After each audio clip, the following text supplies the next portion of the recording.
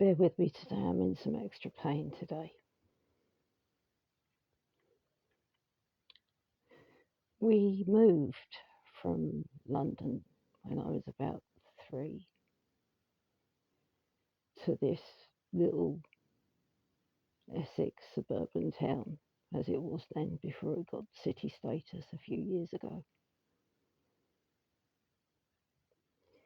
The estate that we moved to was, I used to joke, it was so white you could have used it for a toothpaste advert.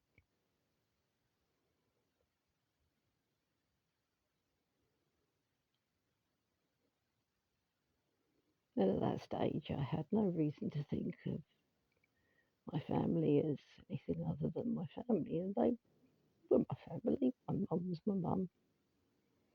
My dad was my dad.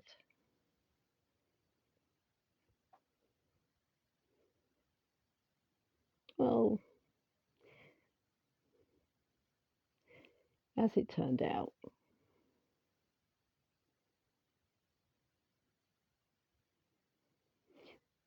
a few days before I started school when I was 5, my mum said something really weird to me.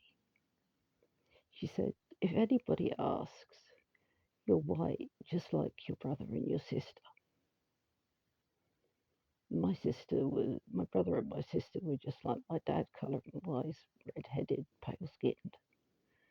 My mother was fair. I thought I was just a little bit of an oddball because my hair was brown.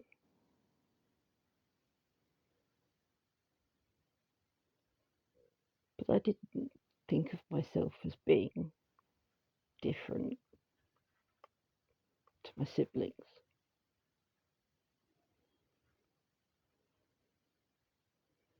It came as something as a shock to me when I started school to discover that people didn't perceive me at that point in my life as being white.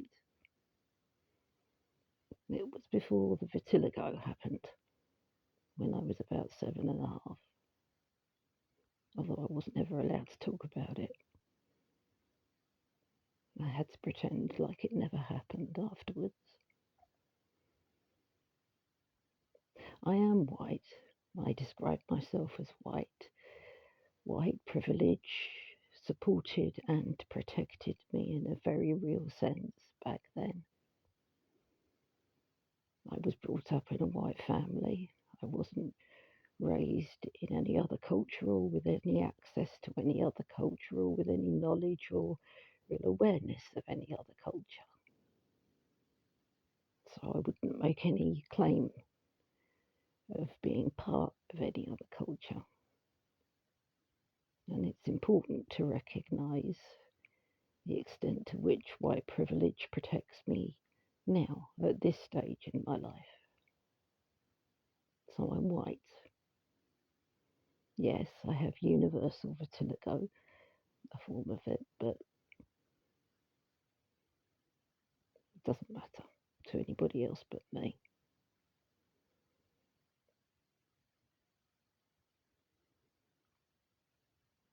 It was only ever really about trying to understand where I came from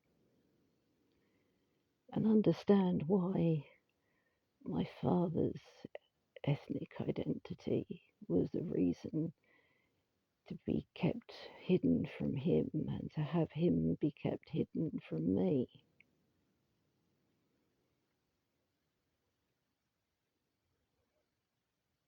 My mother, it turned out, was that white woman. It's a story for other people who know me better and have the time and the patience and the will for the story.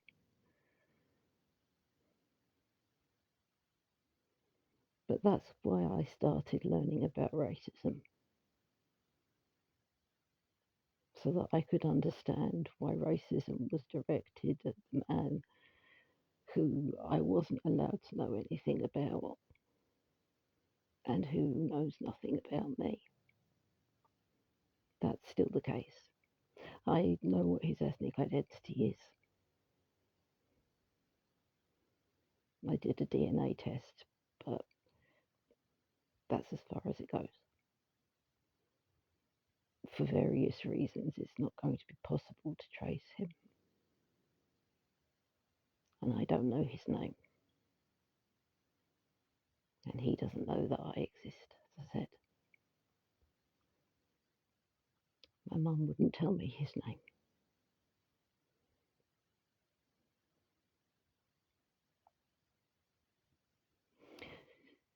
So really it's just up to me now to try and piece it together for my own sake. That side of things. But it's why I care about it. It's why it matters to me that we don't dehumanize or demonize.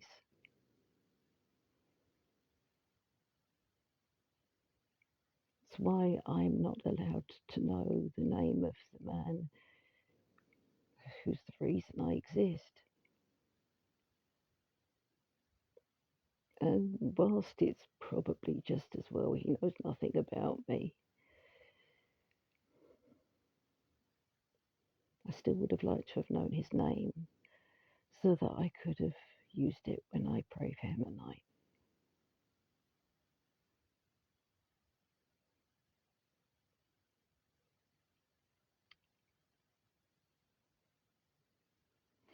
I didn't suffer. I want to make that clear.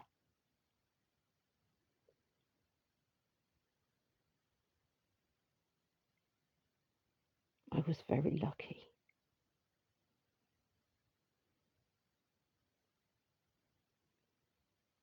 But I have a pretty good idea what was done to my father.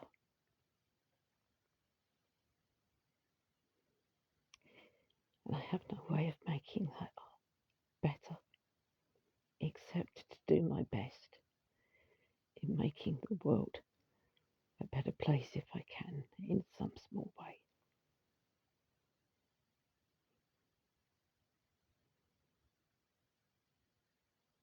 I can honour my dad, who knew where I came from and wasn't in the least bit ashamed of me, who gave me his name. He was a good man. And I can honour my father as best as possible.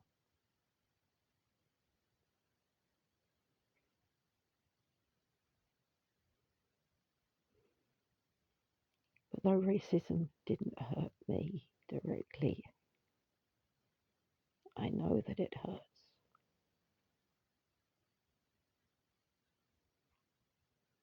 There's so much that I will never know.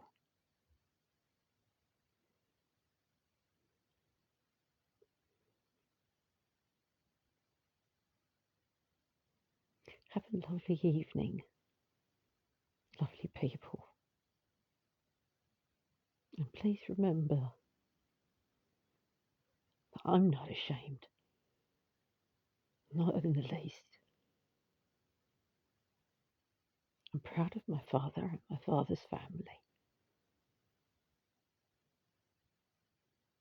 I have every reason to be.